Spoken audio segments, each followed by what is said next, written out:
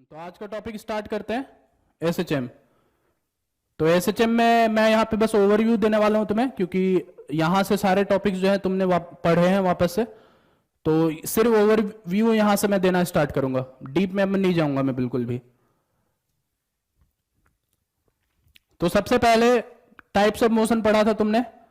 Motion को दो types में ऐसे डिवाइड कर सकते हैं, पीरियोडिक नॉन पीरियोडिक।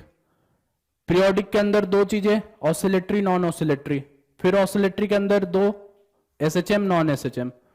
फिर एसएचएम के दो portion, linear SHM and angular SHM.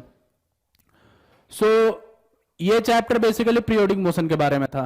Periodic motion वो सारे मोशंस होते हैं जो एक टाइम के बाद रिपीट करते हैं अपने आप को। उनकी वेलोसिटी रिपीट होती है, उसकी एक्सेलरेशन रिपीट होती है, उसका डिस्प्लेसमेंट रिपीट होता है। ठीक है।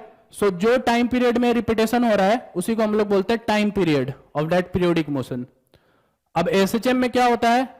एसएचएम में ऑसिलेशन होता है।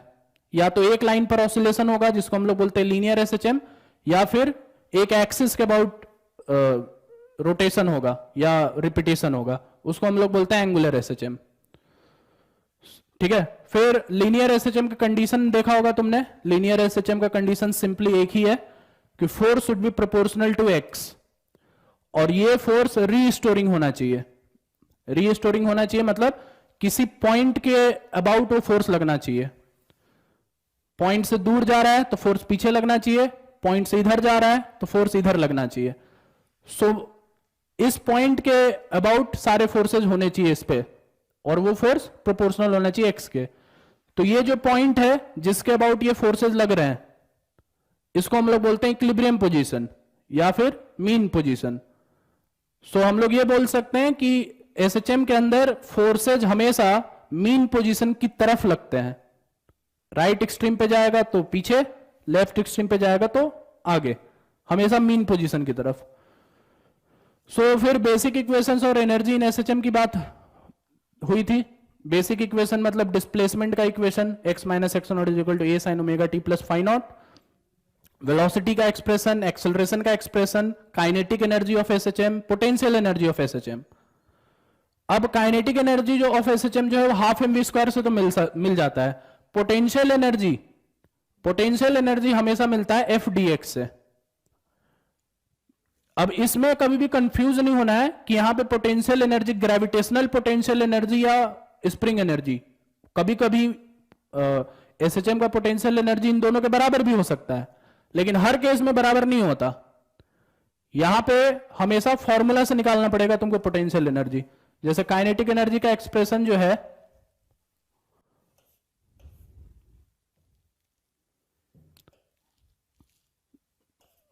काइनेटिक एनर्जी का एक्सप्रेशन जो है वो है हाफ एम वी स्क्वायर, जो कि है half m omega a cos of omega t minus omega t plus phi naught का स्क्वायर। सो ये है half m omega square a square. M omega square को के बोल सकते हैं, दैट इज ये हो जाएगा हाफ के square cos square omega t plus phi naught. ये काइनेटिक एनर्जी है तुम्हारा। वैसी potential energy F D x से निकालोगे तो वो निकल के आता है हाफ के square sine square omega t plus phi naught. तो एसएचएम की पोटेंशियल एनर्जी हमेशा इसके बराबर होगी। ये एनर्जी कभी कभी स्प्रिंग एनर्जी के भी बराबर हो सकती है, कभी कभी ग्रेविटेशनल पोटेंशियल एनर्जी के बराबर भी हो सकती है। वो डिपेंड करता है क्वेश्चन के ऊपर, लेकिन हर बार बराबर नहीं होती है। अब इन दोनों को जब ऐड करते हो तो टोटल एनर्जी मिलती है एसएचएम की, जो कि होती है हाफ के स्क्वायर के बराबर। वो हमेशा कांस्टेंट होता है, टाइम के साथ वो कभी भी नहीं बदलता।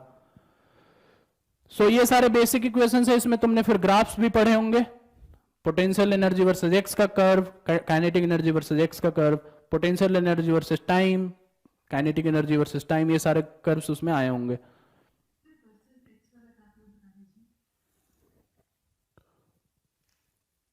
सो काइनेटिक एनर्जी को हमने लिखा था हाफ के स्क्वायर कॉस स्क्वायर। सो इसको लिखा जा सकता है हाफ के square 1 minus sine square. A को अंदर डालो तो ये हो जाएगा हाफ के square minus a sine omega t plus phi naught. क्या यही एक्स माइनस एक्स नॉट है? A sine omega t plus phi naught. So ये हो जाएगा एक्स माइनस एक्स नॉट का स्क्वायर। ये काइनेटिक एनर्जी वर्सेज एक्स आ गया। सिंप्लीफिकेशन के लिए एक्स नॉट को 0 माना जा सकता है कि equilibrium position is on origin. So x, अगर मैं काइनेटिक एनर्जी वर्सेज एक्स यहां पे प्लॉट करूं तो x इक्वल टू 0 पे एनर्जी है हाफ के स्क्वायर, x इक्वल टू 0 पे है हाफ के स्क्वायर, और x इक्वल टू a पर ये एनर्जी 0 हो जा रही है, और x इक्वल टू माइनस ए पे भी एनर्जी 0 हो जा रही है। मतलब काइनेटिक एनर्जी का कर्व ऐसा दिखेगा कुछ x के हिसाब से। वैसी पोटेंशियल एनर्जी की अगर हम बात करें तो वो है हाफ के x minus x not square, x not को वहां पे भी 0 ले लो, तो उस केस में तुम्हारा ग्राफ जो है ऐसा दिखेगा, पैराबोलिक। इन दोनों को ऐड करोगे तो नेट एनर्जी जो है ये लाइन आ जाएगा जो कि आएगा कांस्टेंट, ये वैल्यू है हाफ के स्क्वायर के बराबर। इसी टाइप से टाइम में प्लॉट करोगे तो साइन स्क्वायर और कॉस स्क्वायर को प्लॉट करना पड़ेगा, पूरा कर्व पॉजिटिव में रहेगा हमेशा ऊपर। तो ये सारे हैं इक्वेशंस, ये सारी। इसमें फिर बहुत सारे रिलेशंस पढ़े होंगे तुमने, वेलोसिटी और एक्स में, एक्सेलरेशन और एक्स में, वेलोसिटी और टी में, एक्सेलरेशन और टी में, वो सारी चीजें। फिर इसमें एक नया चीज जो तुमको पढ़ने को मिला होगा वो है फेज एंगल का कॉन्सेप्ट। फेज एंगल या फिर projection of circular motion. Uniform circular motion का अगर प्रोजेक्शन डायमीटर पे लिया जाए तो वो भी एक एसएचएम होता है, तो वही एसएचएम के कॉन्सेप्ट से ये फेज एंगल का कॉन्सेप्ट निकल के आता है। मीन पोजीशन पे फेज एंगल 0 मानते हैं, एक्सट्रीम पे π/2, फिर पाई, फिर 3π/2, देन 2π, और वो चीजें फिर रिपीट होते रहती है। सो अगर फेज एंगल 0 से π/2 के बीच में है तो वो राइट एक्सट्रीम पर है पार्टिकल्स, मतलब 0 से राइट एक्सट्रीम के बीच में कहीं पे है और वो उसी की तरफ जा रही है। π/2 से पाई के बीच में अगर है फेज एंगल तो अभी भी इसी विंडो में है लेकिन अब इधर की तरफ आ रही है, ये सब पढ़ा होगा ना सब। फिर अगर पाई से 3π/2 के बीच में है तो मीन पोजीशन और निगेटिव एक्सट्रीम के बीच में कहीं पे पार्टिकल है और उधर की तरफ जा रहा है, निगेटिव एक्सट्रीम की तरफ। और 3π/2 से 2π के बीच में है तो अभी भी इसी विंडो में है लेकिन अब ये मीन पोजीशन की तरफ जा रहा है। तो ये फेज एंगल का कॉन्सेप्ट है, एक टाइप से कोऑर्डिनेट डिफाइन करता है ये पार्टिकल का। किसी भी इंस्टेंट पे कोऑर्डिनेट पता चल सकता है अगर ये पता चल जाए तो, ठीक है। तो ये फेज एंगल का कॉन्सेप्ट और इसके बारे में ये सब पढ़ा होगा तुमने। फिर इसके बाद नंबर आता है टाइम पीरियड, एम्पलीट्यूड और फेज एंगल का कैलकुलेशन। सो फेज एंगल का कैलकुलेशन हमेशा इनिशियल कंडीशन से बताया जाता है। मान लो ऐसा सवाल बोला जाए कि एसएचएम जो है वो अपने एक्सट्रीम से स्टार्ट हो रहा है, पॉजिटिव एक्सट्रीम से स्टार्ट हो रहा है, मींस इनिशियल फेज एंगल की वैल्यू π/2 के बराबर है। मान लो अगर बोला जाए कि एसएचएम जो है मीन पोजीशन से स्टार्ट हो रहा है लेकिन नेगेटिव एक्सट्रीम की तरफ जा रहा है, मतलब वहां पे फेज एंगल पाई के बराबर है। सो ये जो इनिशियल फेज एंगल है ये हमेशा गिवन कंडीशन से निकाला जाता है। एम्पलीट्यूड हमेशा निकाला जाता है एनर्जी के एक्सप्रेशन से या वेलोसिटी के एक्सप्रेशन से। जहां जहां पे भी एम्पलीट्यूड का फॉर्मूला यूज हो रहा है वहां वहां के एक्सप्रेशन से यूज कर सकते हो। जैसे टोटल एनर्जी में हाफ के स्क्वायर है, वेलोसिटी के एक्सप्रेशन में ओमेगा √(a² - x² है। वेलोसिटी के हेल्प से या एनर्जी के हेल्प से, या अगर मैक्सिमम एक्सेलरेशन दे रखा है ω²a, जहां जहां पे भी एम्पलीट्यूड का फॉर्मुलेशन यूज हुआ है उसके हेल्प से एम्पलीट्यूड निकाला जा सकता है। और लास्ट में टाइम पीरियड। टाइम पीरियड के कैलकुलेशन के दो मेथड्स हैं, एक है फोर्स मेथड और एक है एनर्जी मेथड। फोर्स मेथड में हम लोग force proportional to x proof करने की कोशिश में रहते हैं। सबसे पहले इक्विलिब्रियम पोजीशन ढूंढते हैं, वहां से एक्स डिस्प्लेस करते हैं और फोर्स प्रोपोर्शनल टू एक्स पता करने की कोशिश करते हैं कि है कि नहीं है। तो अगर ये फोर्स एक्स के प्रोपोर्शनल आ गया और ये फोर्स मीन पोजीशन की तरफ लग रहा है, इसका मतलब ये है कि ये एसएचएम होगा। तो एसएचएम होगा तो यहां पे फिर टाइम पीरियड कैलकुलेट कर सकते हैं हम, जो कि होता है t = 2π (mass by coefficient of x). इस फॉर्मुलेशन से टाइम पीरियड निकल जाता है। x के साथ जो भी मल्टीप्लाई किया गया है इसको इधर डाल दो, टाइम पीरियड आ गया तो फ्रीक्वेंसी भी आ जाएगा। जो कि होता है 1/t। एंगुलर फ्रीक्वेंसी भी आ जाएगा जो कि होता है 2π/t। सारी चीजें यहां से दी जा सकती है। फिर अब ये टाइम पीरियड और ये एम्पलीट्यूड, इन दोनों के बीच में कोई डायरेक्ट रिलेशन नहीं है, ये भी बताया गया होगा। किसी एसएचएम का एम्पलीट्यूड बहुत बड़ा है, किसी एसएचएम का एम्पलीट्यूड बहुत छोटा है, तब भी दोनों का टाइम पीरियड बराबर हो सकता है। मतलब एक का टाइम पीरियड, एक का एम्पलीट्यूड मान लो 1000 मीटर है और एक का टाइम पीरियड जो है 1 मीटर है। दोनों का अगर मीन पोजीशन सेम है और दोनों को अगर एक्सट्रीम पोजीशन से छोड़ा जाए तो जितनी देर में वो 1000 मीटर कवर करेगा उतनी देर में ये 1 मीटर कवर करेगा, एक साथ मीन पोजीशन को क्रॉस करेगा। तो एम्पलीट्यूड बड़ा होने से इसका मतलब ये नहीं कि टाइम पीरियड भी बड़ा हो गया, दोनों बराबर हो सकते हैं। सो टाइम पीरियड और एम्पलीट्यूड का डायरेक्ट रिलेशन कुछ भी नहीं है, ठीक है। इसके बाद कॉम्बिनेशन ऑफ स्प्रिंग्स का बारी आता है। इसमें series connection, parallel connection, reduced mass system, ये 3 केसेस पढ़े थे हमने। या जो तुम्हारा सीरीज कनेक्शन है, सीरीज कनेक्शन में अगर स्प्रिंग ऐसे है, सीरीज में लगाया हुआ है K1 K2, तो इन दोनों की जगह पे 1/k equivalent is equal to 1/k1 plus 1/k2 से सीरीज कनेक्शन निकाला जा सकता है। पैरेलल में अगर 2 स्प्रिंग्स लगे हुए हैं सेम लेंथ के, तो वहां से k इक्विवेलेंट पर हम लोग k इक्विवेलेंट निकाल सकते हैं K1 प्लस K2 से। सो रेजिस्टेंस का जो पैरेलल वाला फॉर्मूला है वो इधर चलेगा और रेजिस्टेंस का जो सीरीज वाला फॉर्मूला है वो इधर चलेगा। इसी टाइप का सीरीज और पैरेलल कैपेसिटर में भी बताया था, इंडक्टर में भी बताया था कि सीरीज में अगर कैपेसिटर लगा हुआ है तो कैसे C इक्विवेलेंट निकालते हैं, इंडक्टर में अगर लगा हुआ है तो कैसे निकालते हैं। ये सब चीजें उधर डिस्कस की थी, वो 12th क्लास की बात है बेसिकली।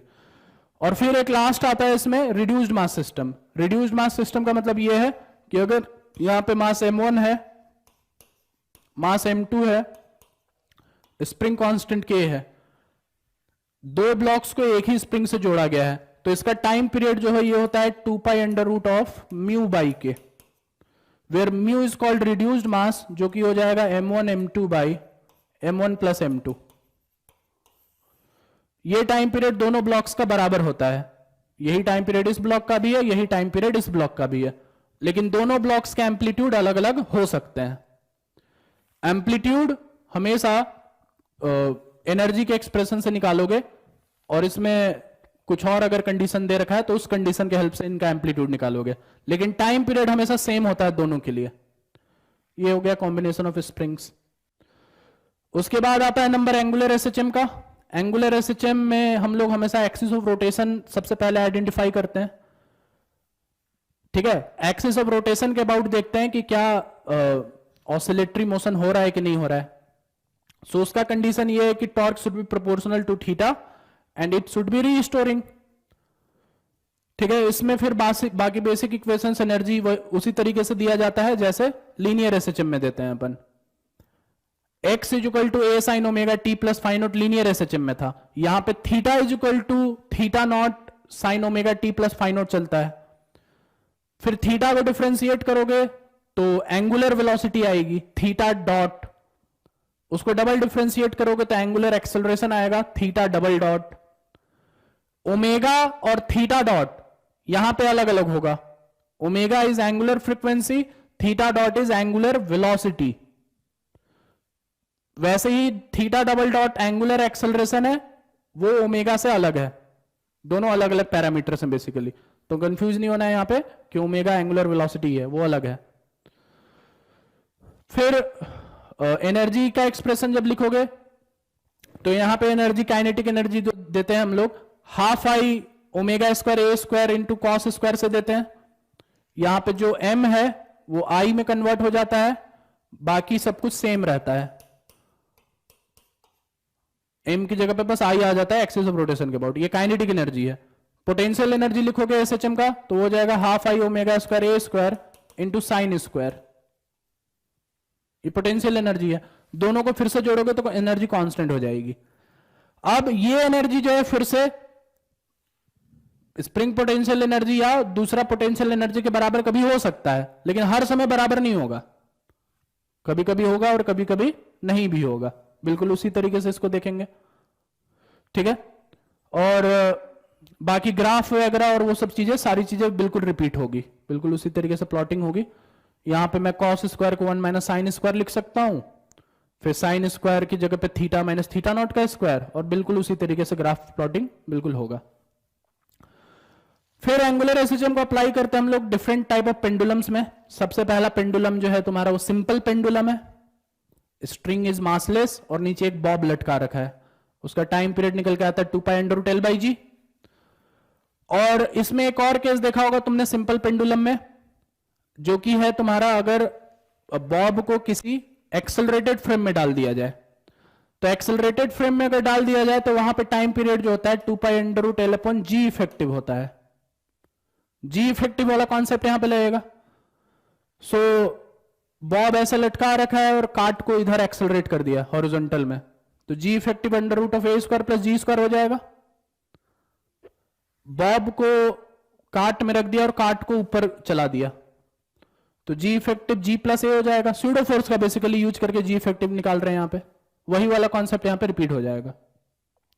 दूसरा नंबर आता है इसमें पेंडुलम के केस में, वो है फिजिकल पेंडुलम या कंपाउंड पेंडुलम। फिजिकल पेंडुलम में वो है तुम्हारा practical pendulum, centre of mass का यूज करके हम लोग उसका टाइम पीरियड कैलकुलेट करते हैं। ये सब पढ़ा होगा, सब ये सब बताया गया ना, सब कुछ सेंटर ऑफ मास का यूज करके यहां पे टाइम पीरियड कैलकुलेशन होता है। और लास्ट में है टॉर्सनल पेंडुलम। टॉर्सन का मतलब ट्विस्टिंग, ट्विस्ट होती है बॉडी वहां पे, जैसे कपड़ा निचोड़ा जाता है ना, कपड़ा निचोड़ को छोड़ते हो तो कैसे खुलता है वो, इस तरीके से। फिर इक्विलिब्रियम पोजीशन क्रॉस करके उधर गया तो वापस से रिपीट होकर के फिर पीछे की तरफ आता है, उस टाइप का टॉर्सन बोलते हैं, उस मतलब उसी ट्विस्ट को हम लोग टॉर्सन बोलते हैं। सो टॉर्सनल पेंडुलम उस तरीके का होता है। सो वहां पे टॉर्क हमेशा सी थीटा के बराबर होता है, अगर c is torsional constant, 2 pi under root I by c उसमें आता है टाइम पीरियड। 3 टाइप के पेंडुलम्स है, ये तीनों इस तरीके से टाइम पीरियड उसमें देखा जा सकता है। फिर लास्ट जो तुम्हारा एसएचएम के अंदर होगा वो था सुपरपोजिशन ऑफ एसएचएम, और उसके बहुत सारे केसेस।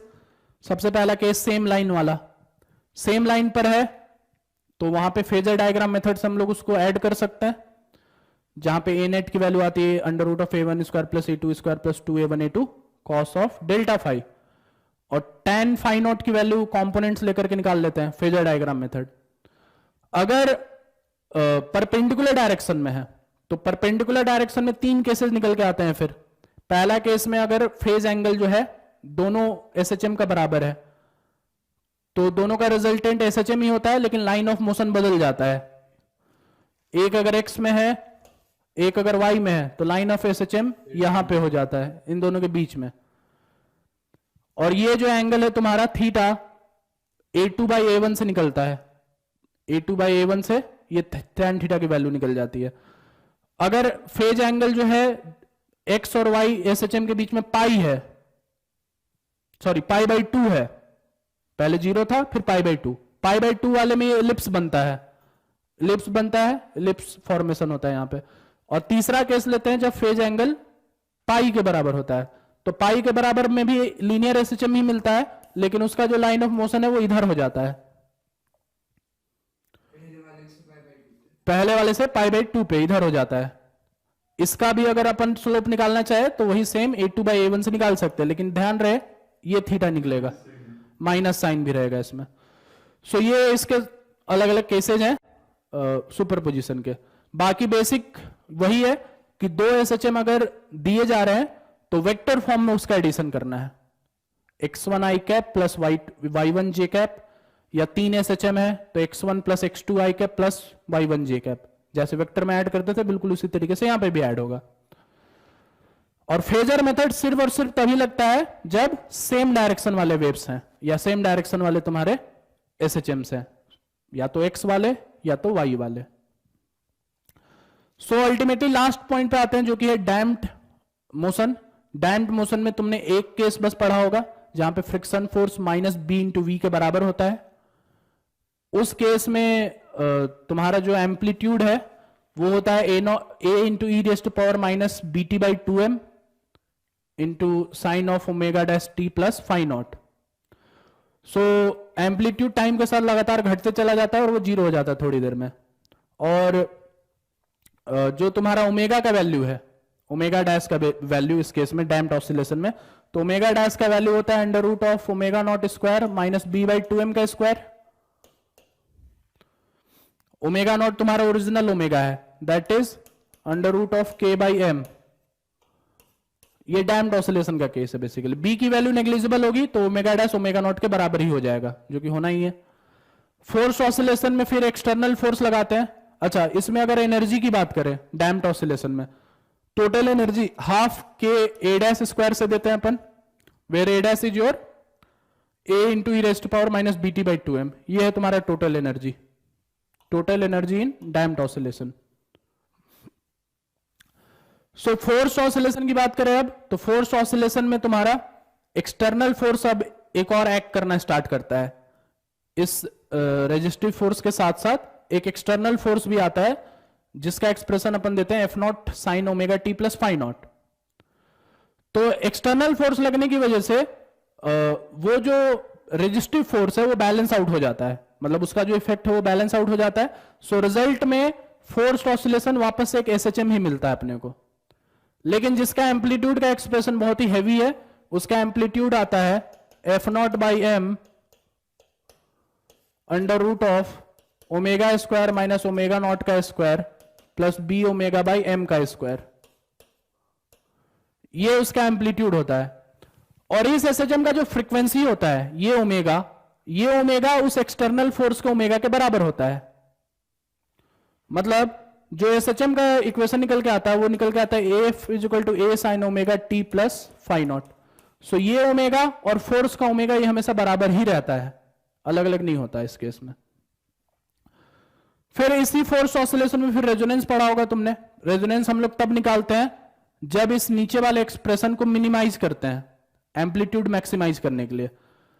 तो इसको डिफरेंशिएट करके जब मिनिमाइज करते हो तो ओमेगा की वैल्यू जो है वो आती है under root of omega naught square minus b by 2m का स्क्वायर। ये इस टाइप का कुछ एक्सप्रेशन आता है, इस ओमेगा पे मैक्सिमम एम्पलीट्यूड मिलता है। सो अगर एक्सटर्नल ओमेगा इस ओमेगा के बराबर हो जाए तो बॉडी में रेजोनेंस होगा। इस रेजोनेंस के दो कंडीशंस हैं। पहला कंडीशन में अगर बी नेग्लिजिबल हो जाए, बी अगर नेग्लिजिबल हो जाए तो ओमेगा की वैल्यू ओमेगा नॉट के बराबर हो जाती है। इसको बोलते हैं मैचिंग ऑफ फ्रीक्वेंसी। फ्रीक्वेंसी अगर मैच कर जा रही है मतलब बहुत ही हैवी एम्पलीट्यूड देखने को मिलेगा, शार्प इंक्रीज देखने को मिलेगा, जो वेव्स में भी डिस्कस किया था, ब्रिज का कोलैप्स होना। एक्सटर्नल फ्रीक्वेंसी ओमेगा नॉट के बराबर हो जाती है, एम्पलीट्यूड की वैल्यू जो काफी ज्यादा हाई हो जाती है उस केस में। और अगर बी की वैल्यू नेग्लिजिबल नहीं है, कुछ है वैल्यू जिससे कि इग्नोर नहीं किया जा सकता, तो एम्पलीट्यूड बड़ा ही रहता है लेकिन बहुत बड़ा नहीं होता उस केस में। रिलेटिवली एम्पलीट्यूड की वैल्यू छोटी ही होती है, बट एम्पलीट्यूड मैक्सिमम केस में रहेगा तुम्हारा। सो इसका मतलब अगर मैं एम्पलीट्यूड वर्सेज ओमेगा का अगर ग्राफ प्लॉट करूं तो जिसमें बी की वैल्यू नेग्लिजिबल है उसमें अचानक से ऐसे शार्प इंक्रीज देखने को मिलेगा। ये omega is equal to omega naught पे है, यहां पे बी की वैल्यू जो है वो नेग्लिजिबल है। और अगर बी की वैल्यू नेग्लिजिबल नहीं है तो उस केस में ग्राफ तुमको कुछ ऐसा दिखने को मिलेगा। एम्पलीट्यूड बढ़ेगा लेकिन बहुत ज्यादा नहीं बढ़ेगा, थोड़ा सा ही बढ़ेगा। इस केस में बी जो है व्हाइट वाले लाइन के लिए इसको इग्नोर नहीं किया जा सकता। तो ये रेजोनेंस का केस, हायर एम्पलीट्यूड एंड उससे थोड़ा कम एम्पलीट्यूड। सो ये सारे थ्योरेटिकल पोर्शन है तुम्हारा जो कि तुमने सारा पढ़ा होगा, ठीक है। तो सवाल सॉल्व करना स्टार्ट करते हैं। प्रैक्टिस पेपर मैंने ग्रुप में भेज ही दिया है, ग्रुप पे सबको ही देखो। और क्वेश्चन नंबर, हाँ तो ये तो स्मॉल डैम्पिंग वाला केस था, बी स्मॉल है, तो उसमें वो होता था कि जो एक्सटर्नल वाला जो नेट ओमेगा होगा उसकी वैल्यू निकालो, ताकि एम्पलीट्यूड तभी मैक्सिमम होता है जब omega is equal to omega naught amplitude वाले फॉर्मूला में डालो और बी को इग्नोर कर दो, जो F naught by m divided by under root वाला जो फॉर्मूला लिया था। उसमें मेगा को मेगा नॉट रखो और बी को इग्नोर कर दो, तो देखो ए इज इक्वल टू इन्फिनिटी मिल रहा है। तो इन्फिनिटी मिल रहा है मतलब एम्पलीट्यूड में बहुत शार्प इंक्रीज देखने को मिलेगा ओमेगा नॉट पे। और जब भी इग्नोर नहीं करोगे तो फिर amplitude will be maximum but not infinity. तब तो इन्फिनिटी नहीं पहुंच पाएगा ना, मतलब बड़ा होगा बट इन्फिनाइट नहीं होगा। तो वही केस मैं बता रहा हूं, नेग्लिजिबल होगा तो बहुत बड़ा शार्प पीक देखने को मिलेगा, और नहीं होगा तो फिर छोटा पीक देखने को मिलेगा तुम्हें। ठीक है, ठीक है। सो इसमें करो क्वेश्चन नंबर 1 to 10। पहले ऑब्जेक्टिव क्वेश्चंस लिए हैं और फिर सब्जेक्टिव क्वेश्चंस हैं। सो 1 to 10 करो, मैं 10 मिनट का टाइम दे रहा हूं, ठीक है, एक एक मिनट, हर एक सवाल जो है 1 से 1.5 minute. Question number 1, question number 1 हो गया। यस सर, हो गया।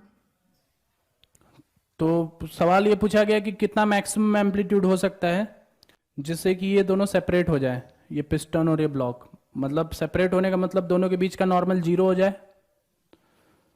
तो 0 हो जाएगा तो इस पे कौन से फोर्सेस बचेंगे? सिर्फ mg बचेगा, mg बचेगा। तो इसी mg को तुम SHM का फोर्स बता सकते हो। Yes sir. SHM का फोर्स होता है kx, F is equal to kx, मतलब mg is equal to m omega square a से इक्वेट कर सकते हो। a की वैल्यू आ जाएगी, सारी चीजें दे रखी है, ओमेगा जो है टाइम पीरियड से निकल जाएगा, mm कट जाएगा, a की वैल्यू आ जाएगी। तो ये बताओ ये जो नॉर्मल 0 हो रहा है किस पोजीशन पे 0 होगा? जैसे मान लो अगर मैं यहाँ पे मीन पोजीशन ड्रॉ कर दूं, ये मान लो इसका मीन पोजीशन है, तो मीन पोजीशन से ऊपर नॉर्मल 0 होगा। सेपरेट होने का चांस जो है मीन पोजीशन के ऊपर होगा कि मीन पोजीशन के नीचे होगा? कहाँ पे होगा? कहाँ पे होगा? कहाँ पे सेपरेट होगा? इसके ऊपर या इसके नीचे? मान लो तुम लिफ्ट में खड़ा हो, तो इक्विलिब्रियम जहां पे भी है लिफ्ट का, उस पोजीशन से लिफ्ट जब नीचे जाएगी तब लिफ्ट से कांटेक्ट तुम्हारा टूटेगा, या इस इक्विलिब्रियम से ऊपर जाओगे तब तुम्हारा लिफ्ट। तो इसका करेक्ट आंसर जो है वो है ऊपर, टॉप पॉइंट पर। ऊपर के टॉप पॉइंट पर छूटने की टेंडेंसी सबसे ज्यादा है। नीचे एक बार अगर देखा जाए तो नीचे कहीं पे भी छूटने की टेंडेंसी नहीं है। मीन पोजीशन से जब ये नीचे की तरफ जा रहा है तो अभी एक्सेलरेशन इसका 0 है, 0 से धीरे धीरे बढ़ रहा है। मीन पोजीशन से जब ये जा रहा है, जो पिस्टन है, मैं पिस्टन की बात कर रहा हूं, ब्लॉक की बात नहीं कर रहा हूं। पिस्टन का एक्सेलरेशन जो धीरे धीरे बढ़ रहा है, और ये जो ब्लॉक है इसका मैक्सिमम एक्सेलरेशन तो ग्रेविटी डिसाइड कर रहा है। इसका मैक्सिमम एक्सेलरेशन तो ग्रेविटी डिसाइड कर रहा है, तो इसका एक्सेलरेशन हमेशा ज्यादा ही होगा इस पिस्टन से नीचे वाले साइड में। तो बताओ ऊपर का एक्सेलरेशन ज्यादा है, ज्यादा हो सकता है, और नीचे वाले का एक्सेलरेशन कम है, तो क्या ये कांटेक्ट कभी टूटेगा? इधर तुम बहुत दम लगा के प्रेस कर रहे हो लिफ्ट को, तो नीचे जब जाओगे तो क्या वो लिफ्ट छोड़ देगा तुम्हें? कभी भी नहीं छूटेगा, क्योंकि पिस्टन का एक्सेलरेशन बहुत ही कम है अभी। लेकिन जब ये ऊपर गया पिस्टन, तो टॉप पॉइंट से जब वो नीचे उतरेगा, तो अगर दोनों की एक्सेलरेशन जी से अलग हुई, मतलब मान लो पिस्टन की एक्सेलरेशन जी से ज्यादा हो गई और ब्लॉक की मैक्सिमम एक्सेलरेशन तो जी हो सकती है, तो इसका मतलब ये है कि लिफ्ट फटाक से नीचे उतर जाएगा और ब्लॉक जो है हवा में ही रह जाएगा। समझ में आ रहा है? तो इस वजह से टॉप पॉइंट पर छूटने की टेंडेंसी सबसे ज्यादा ऊपर।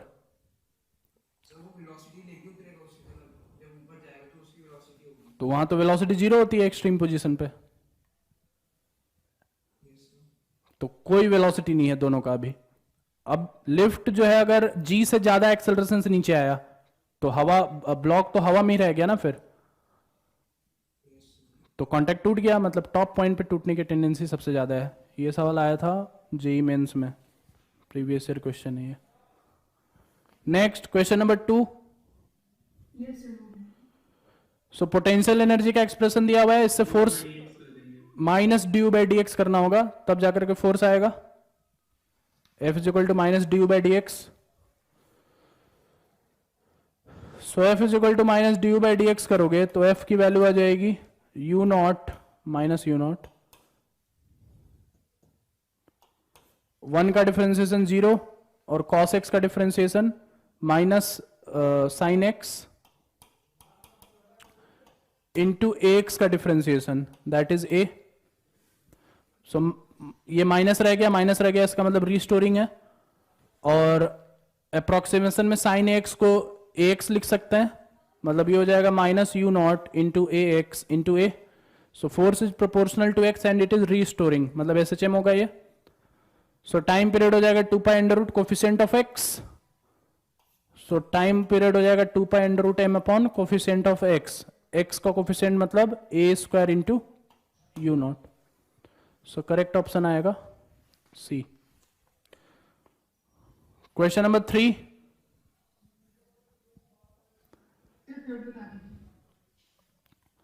थर्ड वाला जो क्वेश्चन है ये वर्क एनर्जी थ्योरम के ऊपर बेस्ड है। सवाल में ये बोला गया है कि दो ऐसे ब्लॉक्स हैं इक्विलिब्रियम पोजीशन पे अपने रखे हुए हैं, और इक्विलिब्रियम पोजीशन जो है वो y डिस्टेंस पे आता है अपने मतलब नेचुरल लेंथ वाले पोजीशन से। ठीक है, कहीं पे लिखा हुआ होगा,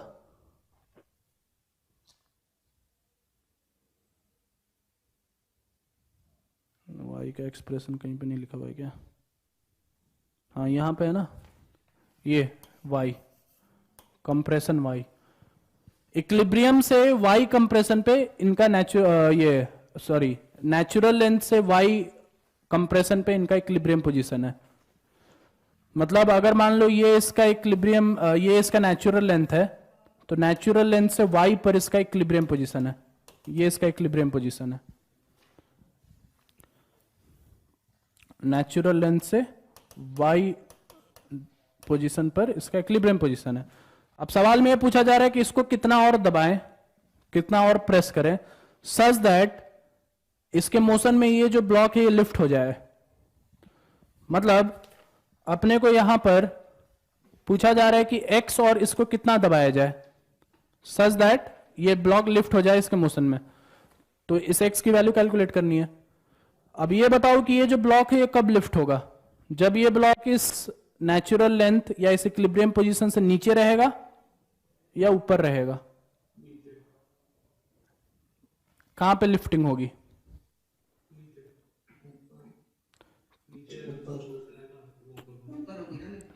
तो अगर ये इक्विलिब्रियम पोजीशन से नीचे है तो स्प्रिंग कंप्रेशन में है, स्प्रिंग अगर कंप्रेशन में है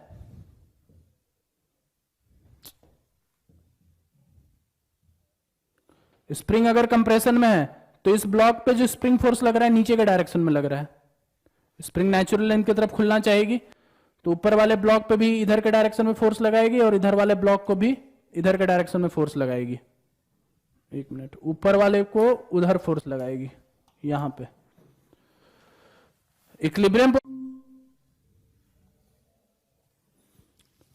देखो आ गया, वीडियो आया है, बीच में नेट चला गया था। अभी ठीक है? सो मैं ये बता रहा था कि इसकी जो लिफ्टिंग होगी इक्विलिब्रियम पोजीशन से नीचे जब ये रहेगा तब नहीं होगी, जब ये इक्विलिब्रियम पोजीशन को क्रॉस करेगा तब होगी। तो जब लिफ्टिंग होगी तो क्या मैं ये बोल सकता हूं कि इसका जो स्प्रिंग फोर्स है ऊपर के डायरेक्शन में वो इसके mg के बराबर होगा उस समय? इसका मतलब लिफ्टिंग के समय mg की वैल्यू जो होगी वो k इंटू कुछ x डैश के बराबर होगी। सो क्या x डैश की वैल्यू mg बाई k आ गया? मतलब ये भी y के बराबर ही है। अगर इसका इक्विलिब्रियम यहां से y पर है, मतलब ये जो वैल्यू है y का k into y is equal to mg, मतलब ये भी mg बाई k ही है। सो इसका मतलब नेचुरल लेंथ से जब ये x डैश पोजीशन पे पहुंचेगा, नेचुरल लेंथ से जब ये एक्स डैश पोजीशन पे पहुंचेगा जो कि वाई के बराबर ही है, तब इसकी लिफ्टिंग होगी। यहां तक समझ में आया? हाँ, कंप्रेशन नहीं होगा क्योंकि जब नीचे जाएगा तो वो जाएगा ऊपर जाएगा, नीचे वाले ब्लॉक के ऊपर कंप्रेशन होगा तो ये स्प्रिंग इस पे नीचे फोर्स लगाएगा ना, तो उठेगा कैसे? वो ऊपर जाने जाएगा ना वापस स्प्रिंग। स्प्रिंग जो है अपने एंड पर दोनों तरफ से खुलना चाहता है, तभी नेचुरल लेंथ पे पहुंचेगा ना। तो इधर वाले एंड पर किधर खुलेगा वो? ऊपर की तरफ। और इधर वाले एंड पे किधर खुलेगा वो? नीचे की तरफ। तो ऊपर कैसे लग जाएगा? नेचुरल लेंथ पे जाने के ऊपर इधर फोर्स लगाएगा, एएक्स ऊपर लगेगा ना उसमें जब कंप्रेशन इंक्रीज करता है। ये ब्लॉक है, दो ब्लॉक्स हैं एम और एम, इसको प्रेस किया मैंने, तो ये स्प्रिंग किधर फोर्स लगाएगा? इस ब्लॉक पर, इधर लेफ्ट वाले ब्लॉक पर, राइट साइड। और इस वाले ब्लॉक पर तो यही तो है, यहां पे भी यही है ना। इसको नीचे खींचेगा, मतलब इस पे ऊपर लगाएगा और इस पर इधर लगाएगा, दोनों तरफ से खुलना चाहेगा ना वो। तो इस पे इधर क्यों लगाएगा और कंप्रेस क्यों करेगा अपने आप को इधर लगा करके? सो एक्स डैश, एक्स, वाई और एक्स डैश, ये तीन एक्सप्रेशन हमने यहां पे लिए हैं जिसमें कि एक्स डैश की वैल्यू भी वाई के बराबर ही है। अब इस पोजीशन पर और इस पोजीशन पर एनर्जी कंजर्व कर दो। ये जो ब्लू वाला लाइन है और ये जो येलो वाला लाइन है, इन दोनों के बीच में एनर्जी कंजर्व कर लो। रेफरेंस पॉइंट मान लो किसी एक को, इक्विलिब्रियम पोजीशन को रेफरेंस पॉइंट मान लो। इक्विलिब्रियम पोजीशन को अपना रेफरेंस पॉइंट मान लो, या किसको मानोगे? नेचुरल लेंथ वाले को मानो, नेचुरल लेंथ को मानो ताकि लिखना आसान रहे। इसको मैं रेफरेंस पॉइंट मान रहा हूं, नेचुरल लेंथ को। सो इनिशियल एनर्जी अगर हम लिखना चाहें तो पोटेंशियल एनर्जी ऑफ ग्रेविटी वो है -mg x प्लस वाई, और ये स्प्रिंग एनर्जी जो है वो है ½ के x प्लस वाई स्क्वायर। बाद में जब ये यहां से यहां जा रहा है तो पोटेंशियल एनर्जी हो रही है mg x डैश, जो कि mg y के बराबर ही है, मतलब ये mg y हो गया। और पोटेंशियल एनर्जी जो है वो है ½ के वाई स्क्वायर। इस पूरे एक्सप्रेशन में सिर्फ x अननोन है, बाकी सब तो नोन है। वैल्यूज पुट करो, आंसर मिल जाएगा। यहां पे ky की वैल्यू mg यूज कर लेना, ky की वैल्यू mg के बराबर है, ky की वैल्यू mg के बराबर है, सारा mg कट जाएगा। x और y में बस रिलेशन आएगा, क्वाड्रेटिक बनेगा, उसको सॉल्व कर लेना, उससे आंसर आ जाएगा। Next question number 4, Yes, sir. Reduced mass system का क्वेश्चन है ये। और ये जो दोनों स्प्रिंग है ये किस तरीके से बिहेव करेंगे, सीरीज कनेक्शन में कि पैरेलल कनेक्शन में?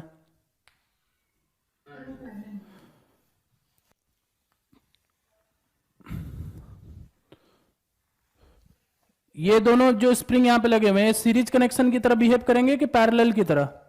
अगर मान लो तुमने इसको इधर खींचा, ब्लॉक को इधर डिस्प्लेस किया, तो ये जो स्प्रिंग है इस पे इधर फोर्स लगाएगा, एलोंगेशन होगा उसका। और जो ये स्प्रिंग है तो कंप्रेस हो जाएगा ना, कंप्रेस हो जाएगा तो ये भी बाहर की तरफ ही फोर्स लगाएगा। मतलब ये दोनों में एक्चुअली एक ही डायरेक्शन में फोर्स लगा रहे हैं, इसका मतलब ये पैरेलल कनेक्शन है। सीरीज कनेक्शन होता तो कोई एक ही स्प्रिंग ही लगाता ना फोर्स, दोनों स्प्रिंग थोड़ी ना लगाते फिर। सो K and K is in parallel, मतलब K इक्विवेलेंट इज 2K, और ये मास और ये काट का मास ये रिड्यूस मास है, क्योंकि एक ही स्प्रिंग पर दोनों ब्लॉक्स को जोड़ा गया है। मतलब इसका diagram is equivalent to this M और ये कैपिटल M। टाइम पीरियड निकल जाएगा 2 pi under root reduced mass upon 2K। देख लो कौन सा आंसर आएगा। सी वाला आंसर आ जाएगा तुम्हारा। Next question number 5,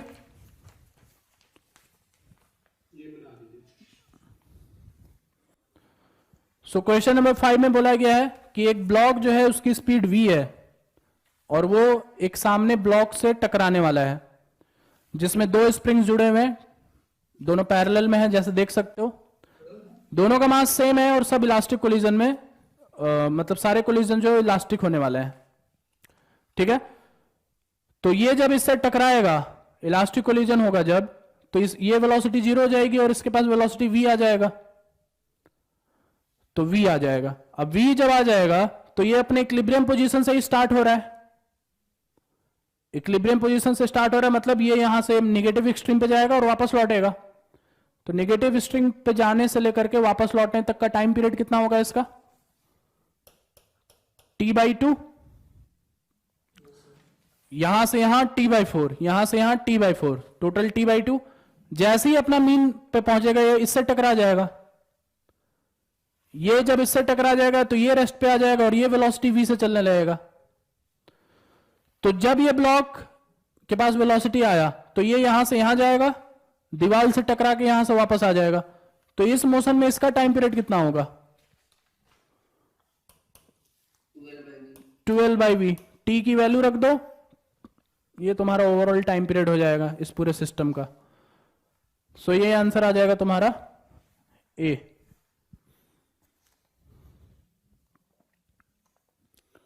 next question number 6।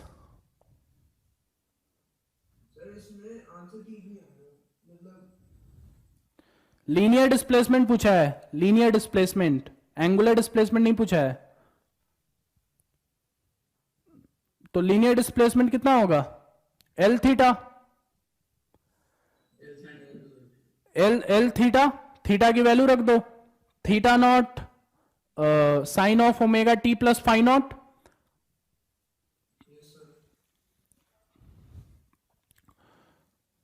जो लीनियर डिस्प्लेसमेंट होगा वो हो जाएगा एल थीटा, मतलब एल थीटा की जगह पे theta naught sine of omega t plus phi naught. अब बोला जा रहा है कि ये एक्सट्रीम पोजीशन से स्टार्ट हो रहा है, तो फाइ नॉट की वैल्यू कितनी होगी, π/2, π/2 मतलब ये हो जाएगा theta naught cos of omega t. और ओमेगा की वैल्यू किसके बराबर होती है सिंपल पेंडुलम में, टाइम पीरियड जो होता है वो 2π√L/g होता है, और टाइम पीरियड को लिखा जा सकता है 2π/ω इक्वल टू 2π√L/g। सो क्या ओमेगा की वैल्यू √g/L आ गया, ओमेगा की वैल्यू रख दो √g/L। कौन सा ऑप्शन करेक्ट होगा, ए ऑप्शन करेक्ट हो जाएगा तुम्हारा, ठीक है। छोटा सा डिस्प्लेसमेंट है इस वजह से r theta will be linear displacement, r की जगह पे एल रख दिया है और थीटा की जगह पे एसएचएम का इक्वेशन रख दिया है। नेक्स्ट क्वेश्चन, क्या चीज,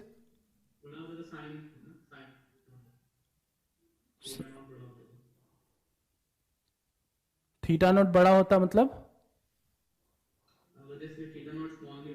हाँ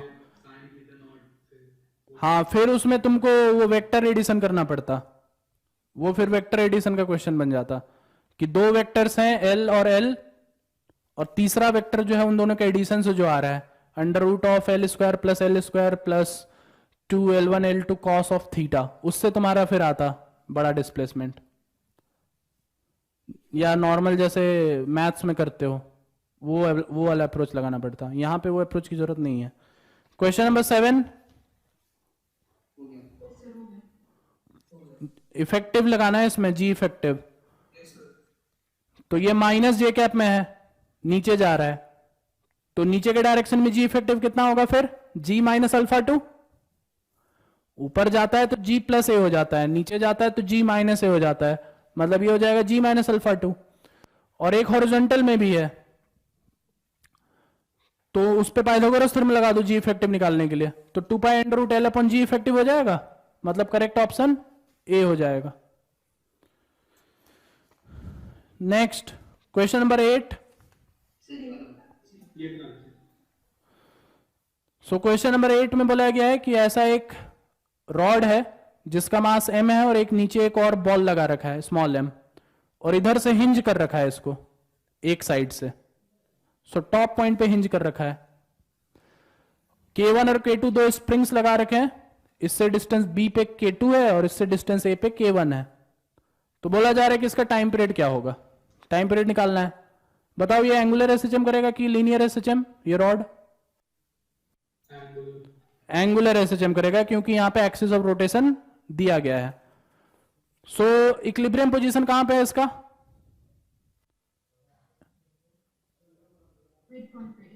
यहीं पे है, नेचुरल लेंथ पे ही है इक्विलिब्रियम पोजीशन, यहीं पे है ना।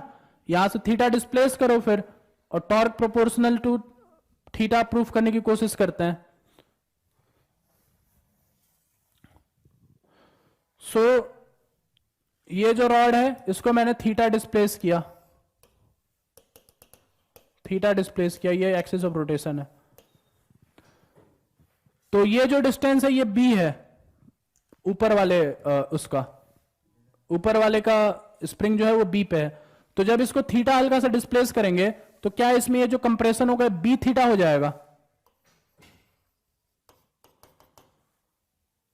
मतलब यहां पे जो फोर्स लगेगा k इंटू बी थीटा होगा, वही रेडियस वाला कॉन्सेप्ट से। रेडियस r है और थीटा एंगल पे लिया मैंने, तो डिस्प्लेसमेंट जो होगा वो r थीटा हो जाएगा। r थीटा मतलब यहां पे b थीटा हो जाएगा आगे की तरफ। ये वाला स्प्रिंग जो इधर की तरफ एक्सटेंड होगा, एक्सटेंड होगा मतलब ये वाला स्प्रिंग बढ़ेगा आगे, बढ़ेगा आगे, तो ये जो डिस्प्लेसमेंट है क्या वो a थीटा हो जाएगा? a थीटा हो जाएगा मतलब स्प्रिंग फोर्स इधर की तरफ लगेगा k इंटू ए थीटा। अब इसके अलावा और क्या फोर्सेज हैं?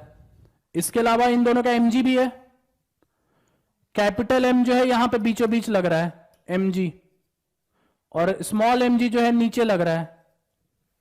सो इन दोनों का परपेंडिकुलर मतलब ये सारे फोर्सेज हो गए बेसिकली, ये चारों फोर्सेज हो गए।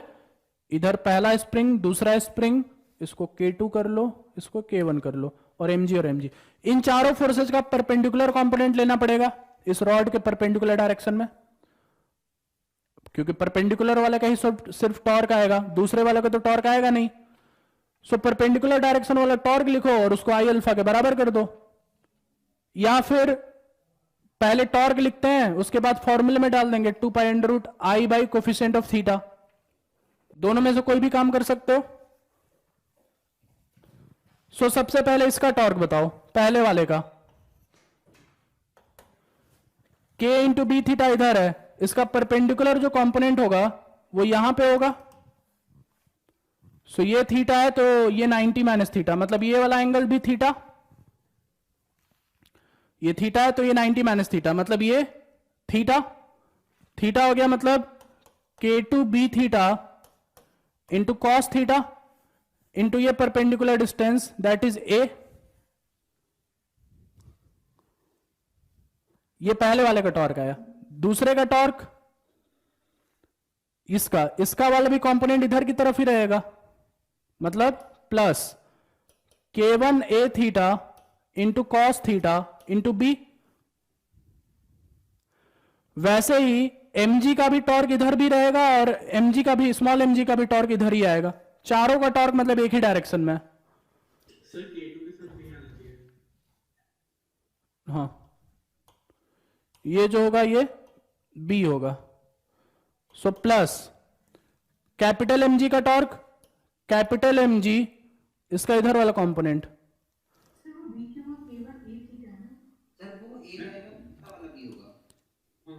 सही तो लिखा था, ये a होगा, ये a होगा। अब ठीक है, तो उधर भी होगा K2 b theta cos theta b। ये b होगा। अब ठीक है, सो ये b का हो गया, ये a वाला हो गया। अब इसका mg का, तो ये हो जाएगा mg sine theta into L by two, और लास्ट वाले का mg sine theta into L. सो टॉर्क जो है थीटा के प्रोपोर्शनल दिख रहा है, थीटा यहां पे बहुत ही छोटा सा है, कॉस थीटा 1 हो गया, कॉस थीटा 1 हो गया, साइन थीटा को थीटा लिख दिया, साइन थीटा को थीटा लिख दिया। So torque is proportional to theta prove हो गया। और क्या ये टॉर्क रीस्टोरिंग है? अगर मैं थीटा इधर की तरफ ले जा रहा हूं तो क्या ये टॉर्क इसको इधर की तरफ ला रहा है, रिस्टोर करा रहा है, मतलब ये एंगुलर एसएचएम है। So time period will be 2 pi under root of I upon coefficient of theta, I की वैल्यू, रॉड का आई जो होगा ml² बाई 3 होगा, और बॉब का ये जो बॉल है इसका होगा small ml² by coefficient of theta. Coefficient of theta इधर डाल दो। सो सवाल में पूछा गया है फ्रीक्वेंसी, तो फ्रीक्वेंसी जो होता है 1 अपॉन टाइम पीरियड होता है, इसको उल्टा कर दो। कौन सा ऑप्शन करेक्ट होगा?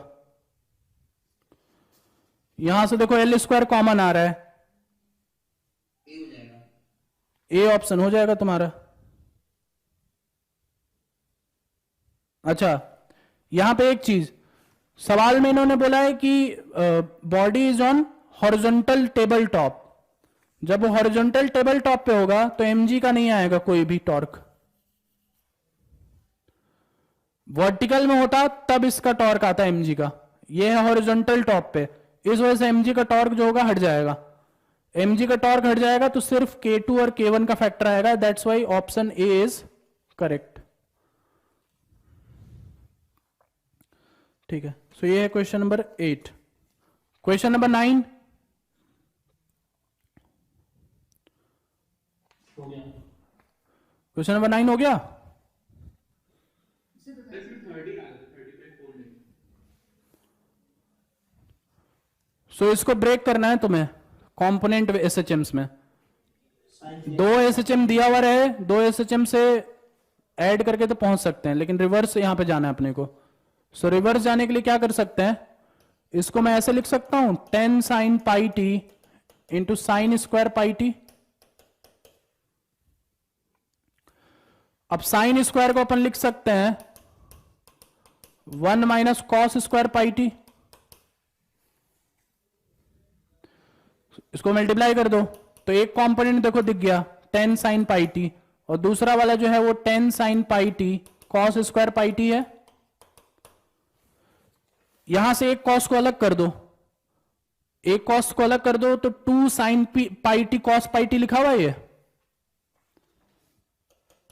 सो इसका मतलब ये हो जाएगा कि ये हो जाएगा -5 sin 2 pi t into cos pi t। Sine 2 theta होता है 2 sin थीटा कॉस थीटा। सो ये साइन 2 पाई t में हो गया और ये कॉस पाई t में हो गया। सो यहां पे देखो ये फॉर्मूला लगा सकते हैं 2 sin a cos b। 2 sin a cos b जो होता है वो sin a plus b plus sin a minus b के बराबर होता है। सो इसको लिखा जा सकता है -5/2 into sine a plus b मतलब sine 3 pi t plus sine a minus b, sine a minus b मतलब साइन पाई t। सो ये साइन पाई t और ये साइन पाई t ये दोनों कॉमन हो जाएगा एक कंपोनेंट, और दूसरा कंपोनेंट ये। सो पहले कंपोनेंट का कितना आया एम्पलीट्यूड 10 माइनस 5/2 मतलब 15/2, 15/2 मतलब 30/4, और दूसरा वाला जो कंपोनेंट है वो 5/2 एम्पलीट्यूड है उसका, 5/2 का मतलब 10/4। सो एम्पलीट्यूड पता चल गया।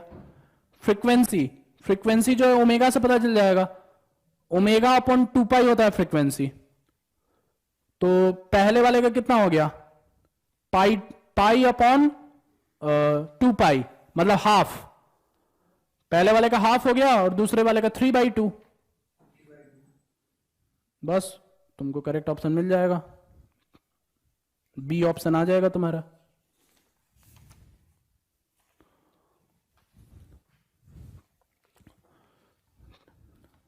ठीक है, तो जब भी तुमको मतलब जैसे 2 SHM का एडिशन दिया हुआ रहे उसको अगर तोड़ना है तो फिर ट्रिग्नोमेट्री लगाना पड़ेगा। ये सब फॉर्मूलेज यूज करने पड़ेंगे तुम्हें, sine a plus b plus sine a minus b या cos a plus b plus cos a minus b, कहीं कहीं कॉस भी तुमको लगाना पड़ सकता है, trigonometry basically. So next question number 10।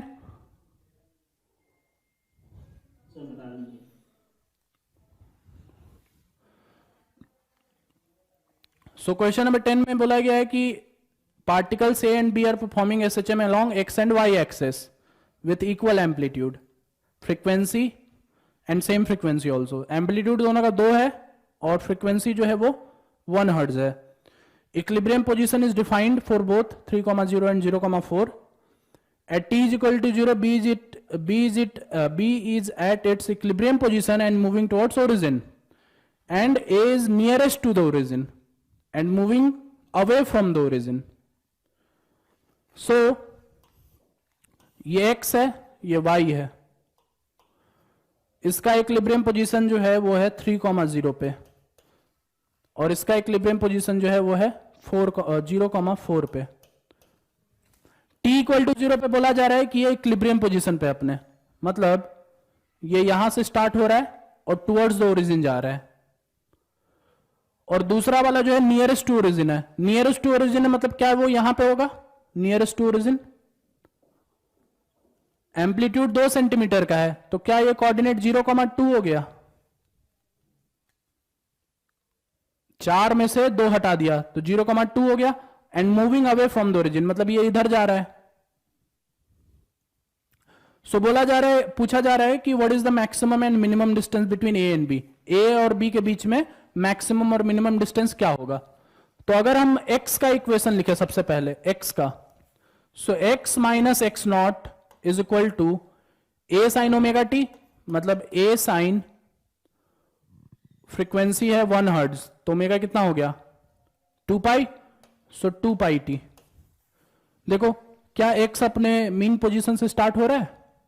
Phi naught की वैल्यू 0 है, इनिशियल फेज एंगल।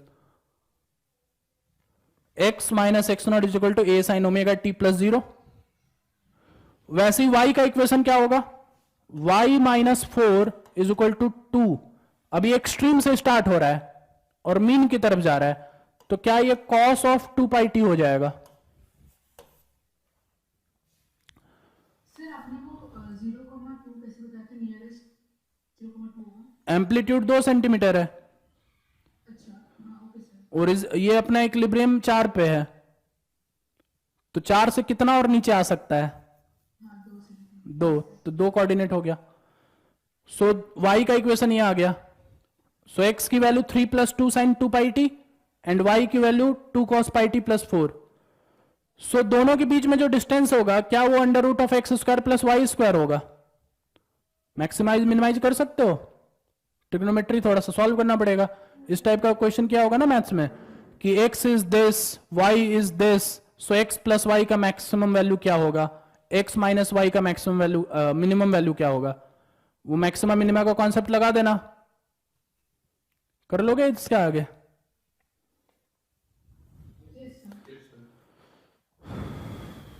ठीक है, नहीं होगा तो बताना मेरे को यहां से। चलो क्वेश्चन नंबर 11 से आगे सॉल्व करो। 11 से लेकर के 15 तक सॉल्व करो।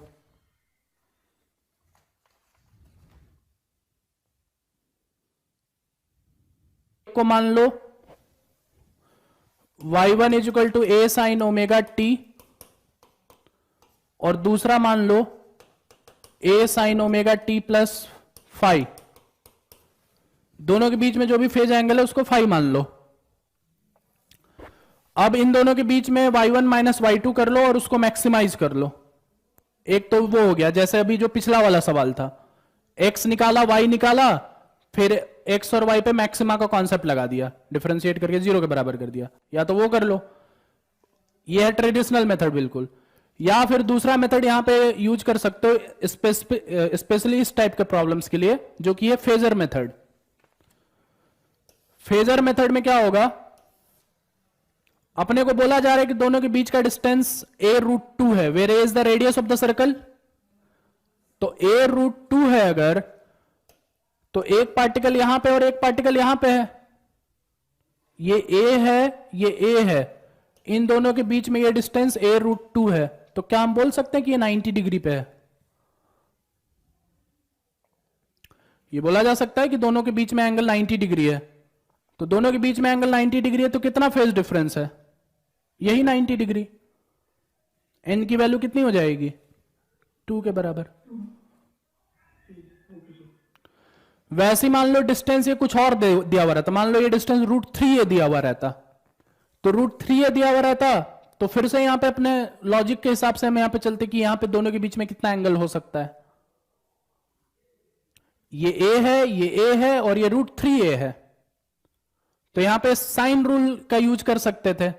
साइन थीटा 1 अपॉन सामने वाला side is equal to sine theta 2 upon सामने वाला साइड। इसका मतलब ये दोनों तो सेम एंगल हो गए, आइसोसेलेस ट्रायंगल हो गया। सो ये अल्फा है, ये अल्फा है, ये बीटा है। So 2 alpha plus beta is equal to 180। और फिर साइन वाला रूल, तो अल्फा और बीटा में दो इक्वेशन आ गए, दो वेरिएबल्स हैं, अल्फा और बीटा दोनों मिल जाएगा। तो ये सिर्फ और सिर्फ फेजर मेथड सिर्फ इसी टाइप के प्रॉब्लम्स के लिए लग सकता है जब सारी चीजें सेम है, सेम लाइन पर है, सेम फ्रीक्वेंसी है, सेम एम्पलीट्यूड है, फलाना फलाना। पिछले वाले क्वेश्चन में 10th वाले में लाइन अलग अलग था, वहां पे फेजर मेथड नहीं लगा पाते हम, सॉल्व नहीं होता वहां से, वहां पे ट्रेडिशनल ही जाना पड़ता। सो इस पिछले वाले में एक चीज पूछनी थी हाँ कि वो हमें बताया कि एम्पलीट्यूड दोनों के सेम है, 3 और 4 के वो है इक्विलिब्रियम पोजीशंस। तो फिर 3 को मैं बताऊं सर्कल में घूमेगा वो क्योंकि एम्पलीट्यूड सेम है, तो वो जो डिस्टेंस मैक्सिमम होगा वो डायमीटर पर ही होगा, तो वो 3,4 0 से 3,4 5 डिस्टेंस नहीं नहीं, स्टार्टिंग पोजीशन भी तो डिफाइन की जा रही है ना, कि एक मीन पोजीशन से डिफाइन हो रहा है और एक एक्सट्रीम पोजीशन से डिफाइन हो रहा है।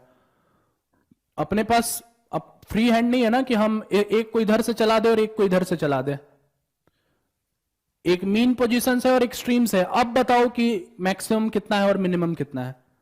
अब जैसे इस वाले सवाल में जो है नहीं दिया हुआ था कि कौन कहां से स्टार्ट हो रहा है, बस ये बोला गया कि मैक्सिमम भाई इतना हो सकता है।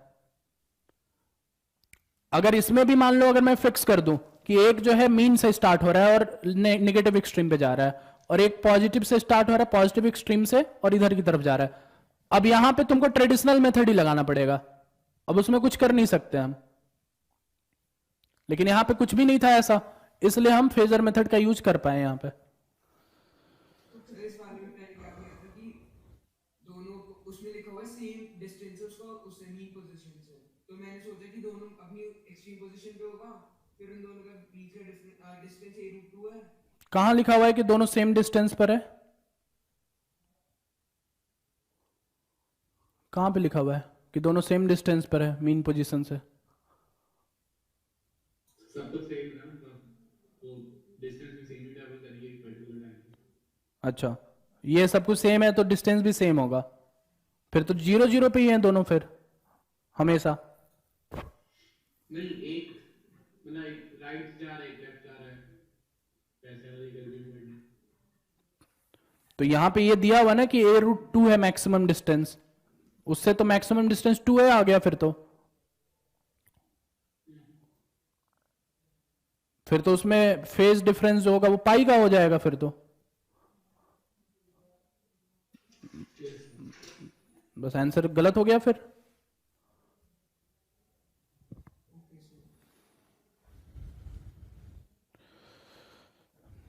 ठीक है, तो ये फेजर मेथड भी लगाया जा सकता है। बाकी ट्रिग्नोमेट्री अप्रोच जो है वो तो चलेगा ही, y1 माइनस y2 करो, उसको मैक्सिमाइज मिनिमाइज करो, बाकी ये भी इस तरीके से सोचा जा सकता है।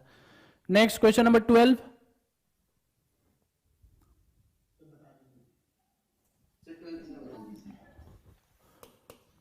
Question number 12. So particle is oscillating in a straight line about center O with force directed towards O.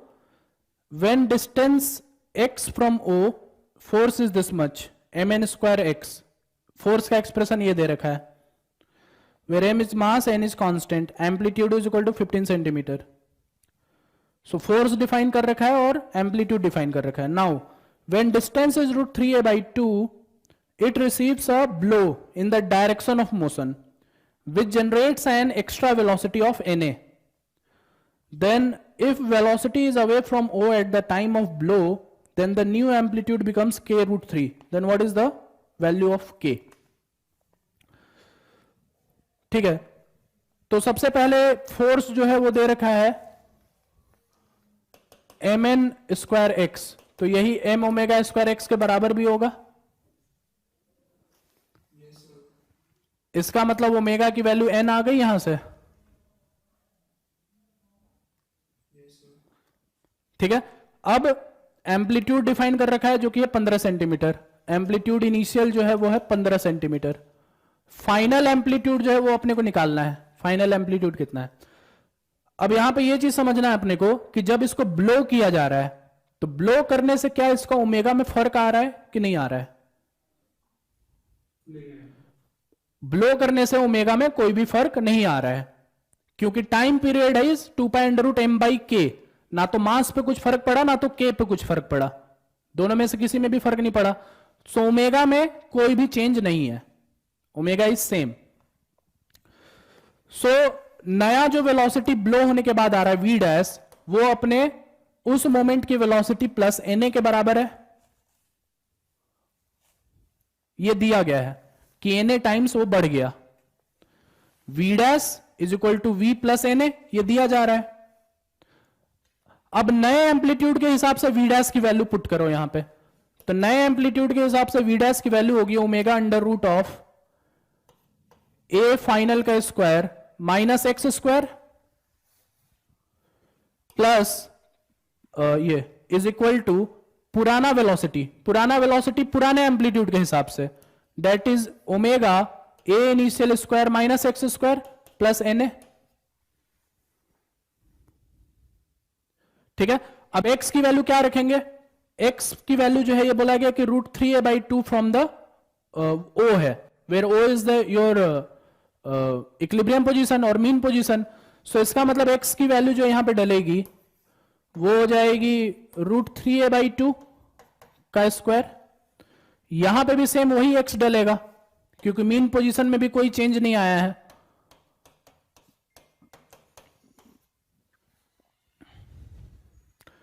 a initial की जगह पे भी a डाल दो, तो यहां देख सकते हो ओमेगा कट गया, ओमेगा और ये n कट गया। a की वैल्यू दे रखी है तो ये राइट साइड पता चल गया तुम्हें क्या आएगा, दोनों तरफ स्क्वायर कर देना, a फाइनल की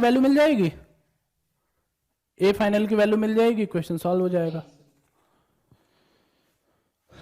जो क्वेश्चन नंबर तुम्हारा आगे जब करोगे क्वेश्चन नंबर 17, तो उसमें दिखेगा कि ओमेगा की वैल्यू जो है बदल रही है, ओमेगा भी बदल जाएगा, ओमेगा डैश में कन्वर्ट हो जाएगा। इसी कॉन्सेप्ट के ऊपर क्वेश्चन नंबर 17 भी है।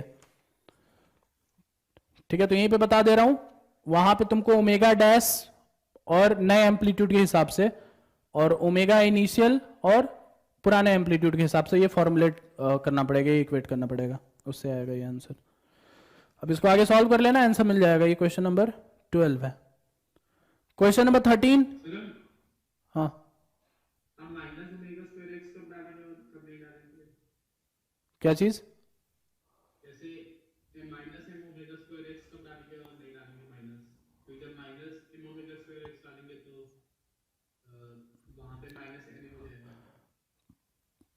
फर्क नहीं पड़ेगा उससे, minus omega square n square करोगे, एन अंडरस्टूड है कि अगर मान लो omega square equal to minus n square अगर तुम ले रहे हो, तो ये अंडरस्टूड है कि एन जो है एक कॉम्प्लेक्स नंबर है, वो फाइनली कट ही जाएगा, उससे कुछ इफेक्ट नहीं आएगा।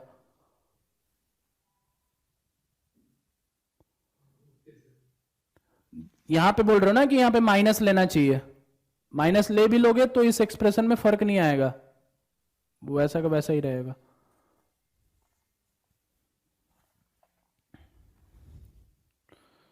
नेक्स्ट क्वेश्चन नंबर 13,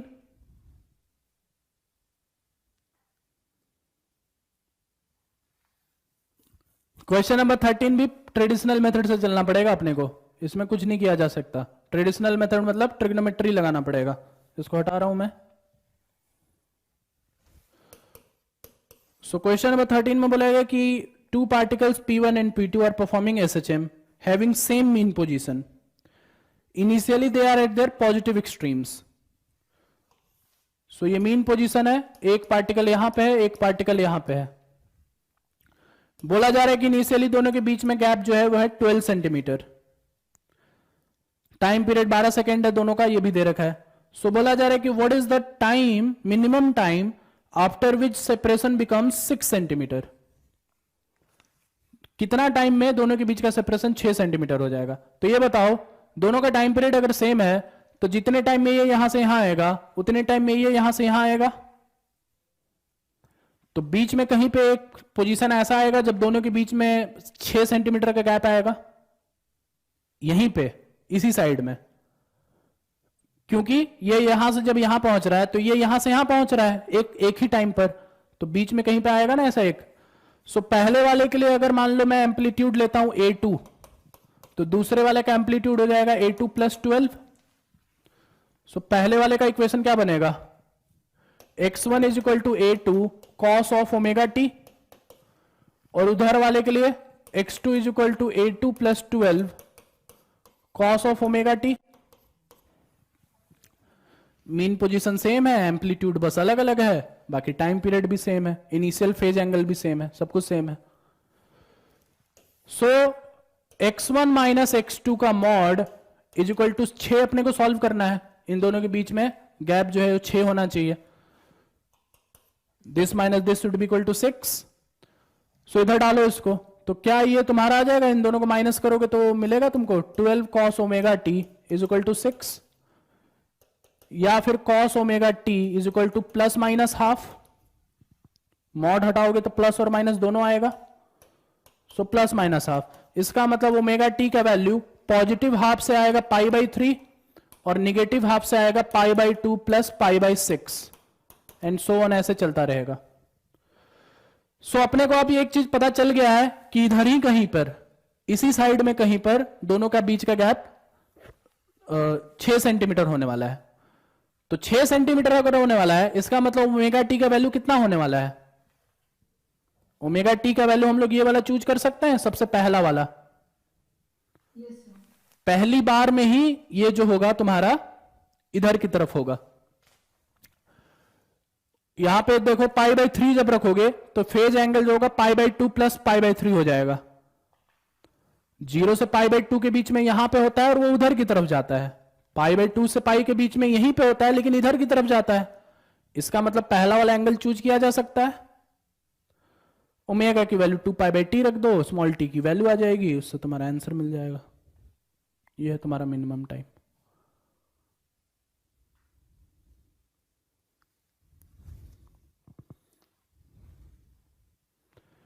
समझ में आया?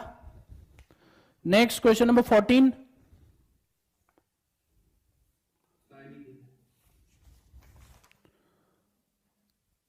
और 15, चलो इसका इन दोनों का हिंट्स मैं दे देता हूं तुम्हें। इसके आगे के जो क्वेश्चंस हैं ये रिलेटिवली आसान है।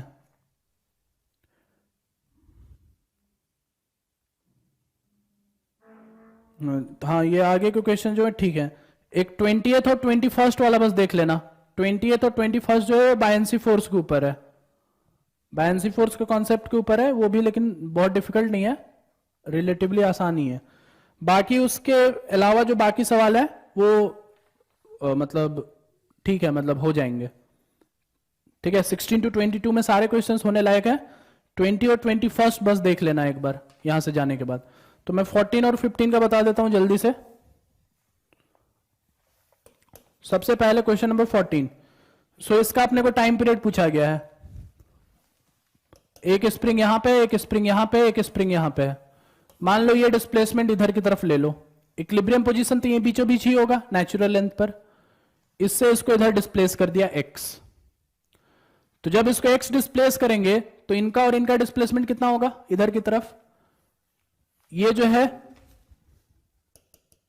ये 45 डिग्री और ये 45 डिग्री है। तो इसका जो इधर की तरफ कंपोनेंट हम लेंगे तो यहां पे जो भी डिस्प्लेसमेंट होगा वो इसका 45 डिग्री पे होगा डिस्प्लेसमेंट। इसका इधर एक कंपोनेंट, इसका इधर एक कंपोनेंट। सो यहां पे कंपोनेंट बोल सकते हो कि इसका डिस्प्लेसमेंट होगा x cos 45 और इसका भी होगा x cos 45। देखो इसको x नीचे डिस्प्लेस किया, स्प्रिंग नीचे खींचा, तो इधर से भी खींचेगा और इधर से भी खींचेगा। मतलब ओरिजिनल मतलब नया ओरिएंटेशन जो होगा कुछ इस तरीके से हो जाएगा। ये इधर और ये इधर, ये नए स्प्रिंग्स का लोकेशन है। सो इसको कंपोनेंट में ब्रेक करोगे तो इधर cos 45 और इधर भी cos 45 आएगा। मतलब x cos 45 और x cos 45 इधर की तरफ तुमको मिल जाएगा। सो नेट फोर्स की अगर हम बात करें, अब ये यहां पे इक्विलिब्रियम पोजीशन था, इधर की तरफ एक kx फोर्स लगेगा और यहां पे kx45 kx45। सो इसका इधर की तरफ कंपोनेंट और इसका इधर की तरफ कंपोनेंट लेना पड़ेगा तुमको इस लाइन पर एसएचएम के लिए। सो नेट फोर्स कितना हो जाएगा, ये हो जाएगा kx plus 2 times kx cos 45 cos 45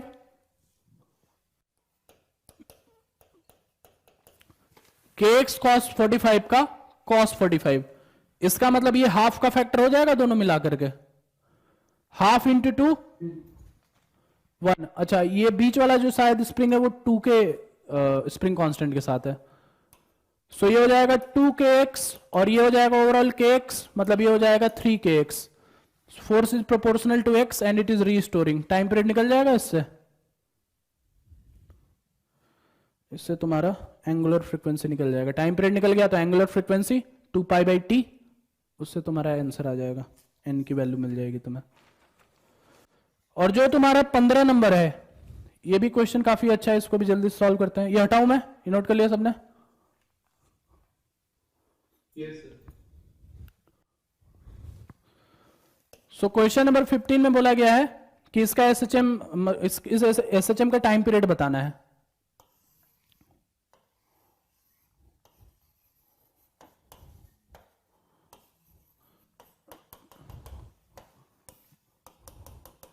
ऐसे दो स्प्रिंग्स हैं, इसका स्प्रिंग कांस्टेंट 2k है, इसका स्प्रिंग कांस्टेंट k है। तो इसका इक्विलिब्रियम कहीं पे होगा, उसे फर्क नहीं पड़ता अपने को।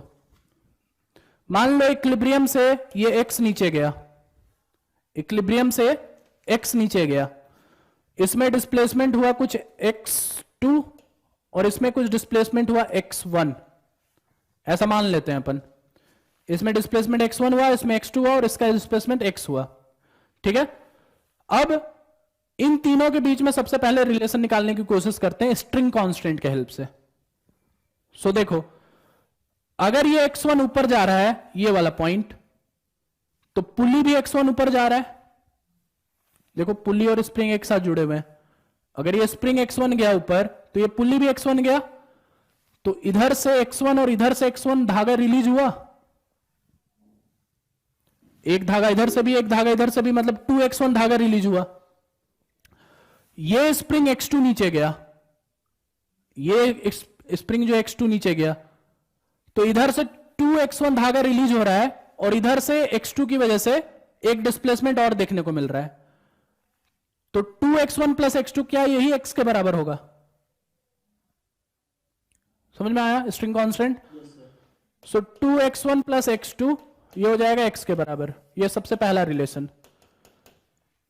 इसको तुम ऐसे भी कर सकते हो कि लेंथ ले लो और फिर 2 डॉट्स ले लो और 2 डॉट्स निकाल करके रिलेशन निकालो, ऐसे भी कर सकते हो। बाकी इस तरीके से भी नहीं तो कर सकते हो डायरेक्ट।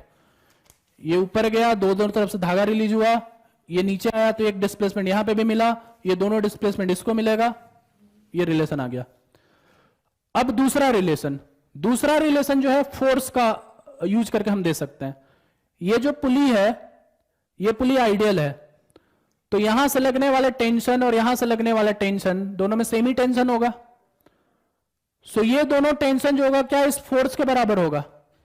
पुली आइडियल है तो मतलब 2t is equal to 2k into x1। और यहां पे ये जो टेंशन आ रहा है, क्या ये टेंशन इस स्प्रिंग फोर्स के बराबर होगा जो इसमें फोर्स आ रहा है? मतलब ये हो जाएगा 2k x2 is equal to 2k x1। So 2k से 2k कटा, x1 इज इक्वल टू कितना हो गया? x2। इसको डाल दो इधर, सो इसको डालोगे इधर तो क्या मैं बोल सकता हूं x is equal to 3x3 हो गया, सॉरी 3x2 हो गया। x1 is equal to x2 डालो तो x की वैल्यू x2 के टर्म्स में 3x2 हो गया। अब इस पे लिखो फोर्स का इक्वेशन। यहां तक दोनों रिलेशन आ गया। अब इस पे फोर्स का इक्वेशन लिखते हैं तो एफ नेट का जो एक्सप्रेशन होगा वो kx के बराबर होगा, सॉरी एफ नेट का जो एक्सप्रेशन होगा वो mg माइनस इस kx के बराबर होगा, mg माइनस kx के बराबर होगा। So f net is equal to k into x2 directly लिख सकते हैं mg को इग्नोर करके, क्योंकि वो कांस्टेंट फोर्स है, उससे फर्क नहीं पड़ता है। सो ये वैल्यू कितनी हो जाएगी? कांस्टेंट फोर्स से सिर्फ इक्विलिब्रियम डिस्प्लेस होता है, इक्विलिब्रियम पोजीशन डिस्प्लेस होता है, उससे टाइम पीरियड पे फर्क नहीं पड़ता, इसलिए डायरेक्टली मैं सिर्फ kx2 ले रहा हूं। तो kx2 ले रहा हूं, x2 की वैल्यू यहां पे डाल दो, क्या ये kx/3 हो गया? kx/3 हो गया, force is proportional to x, और ये रीस्टोरिंग है, मतलब ये SHM हो गया, SHM हो गया तो टाइम पीरियड मिल जाएगा 2π/m/k। सो टाइम पीरियड का एक्सप्रेशन इस वजह से यहां पे मिलेगा t = 2π/3m/k। 2 को अंदर डाल दो, क्योंकि देखो टाइम पीरियड के एक्सप्रेशन में π/nm/k लिखा हुआ है। सो n की वैल्यू मिल जाएगी 3 × 4 दैट इज 12। क्वेश्चन सॉल्व हो जाएगा। सो इस तरीके से क्वेश्चन सॉल्व हो गया है। इसी टाइप का एक क्वेश्चन और भी आता है, जैसे ये जो था स्मूथ कंडीशन में था, इसी टाइप का एक और सवाल बनता है जब यहां पे स्मूथ ना होकर के फ्रिक्शन होगा, मतलब स्लिपिंग नहीं होगी। तो जब स्लिपिंग नहीं होगी तो ये रिलेशन तो ऐसा ही रहेगा, ये रिलेशन वाला ऐसा ही रहेगा, लेकिन ये रिलेशन जो होगा ये रिलेशन दे नहीं पाओगे।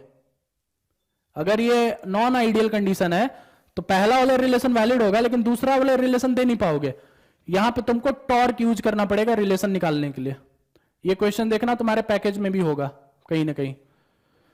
उसको सॉल्व करने का दो तरीका है, देखना वहां पे, एक तो एनर्जी मेथड से सॉल्व किया गया होगा और एक मेथड जो होगा वो टॉर्क वाले मेथड से होगा। दोनों मेथड से सॉल्व किया जा सकता है अगर ये नॉन आइडियल है तो, ठीक है, क्योंकि नॉन आइडियल पे भी सवाल आए हैं पहले जेईई मेंस में। तुम अपना पैकेज का जो एक्सरसाइज वाला क्वेश्चन होता है ना, सॉल्व एक्सरसाइज, उसको देखना, उसमें जरूर होगा इस टाइप का क्वेश्चन, नॉन आइडियल वाला।